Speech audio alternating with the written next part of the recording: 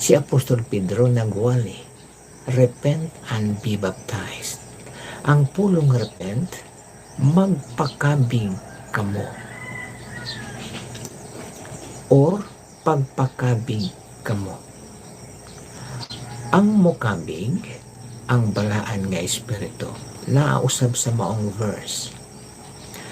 Ang tao, para masabtan nimo pag-ayo, ngano nga ang tao kabigon sa espiritu, ingon niini ang kahimtang sa tao.